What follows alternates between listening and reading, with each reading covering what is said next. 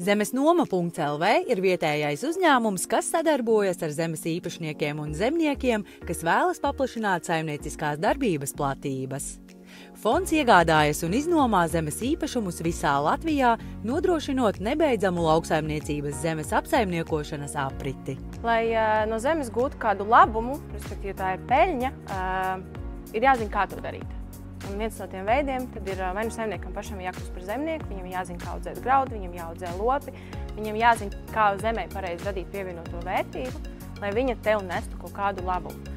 Vai ir otra iespēja griezties pie cilvēkiem, kas to zina, kā tas ir darīt, jo ir ilggadēja pieredze, kā apsaimniekot, kā strādāt ar zemēm, gan apsaimniekotam, gan neapsaimniekam, un tāpēc ir tapuši šī platforma Zemesnoma.lv. Lai pieņemtu lēmumu, ko labāk darīt, pārdot, iznomāt vai apsaimniekot pašam, ir jāprēķina un jāsaprot, ko es pats ar šo zemi vēlos darīt. Ja es saprotu to, ka es dzīvoju vienā pilsētā, bet zeme atrodas otrā pilsētā, es saprotu, ka es no viņas nevaru ne apsaimniekot, ne pats fiziski pie viņas būt klāt, tad viens no tiem veidiem ir zemes noma.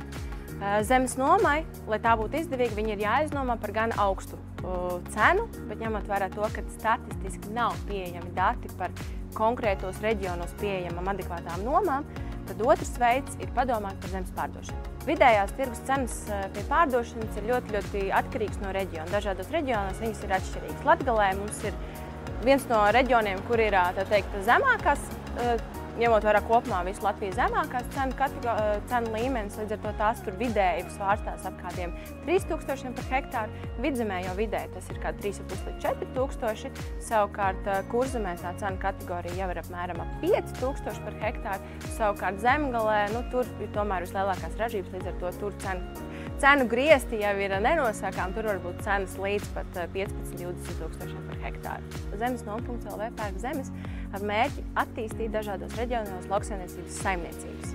Līdz ar to mēs pērkam zemes, kuras citi nezin, kā apsaimniekot, bet kamēr mēs neesam izveidojuši šīs saimniecību lielumus, mēs zemes izdomājam vietējiem zemniekiem.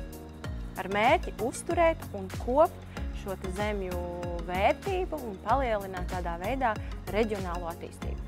Zemesnoma iegūstot īpašumus savā īpašumā, mēs vienmēr atradīsim zemnieku, kurš par zemi parūpēsies un radīs tai vislielāko pievienoto vērtību. Līdz ar to katram, arī lauksaimniekam, kas nodarbojas ar lauksaimniecību, viņam ir svarīgi, un es gribētu teikt, pat liederīgi ielūkoties Zemesnoma.lv, jo tur var atrast arī īpašums, kas šobrīd mums ir aktīvā nomnieka meklēšanas stadijā.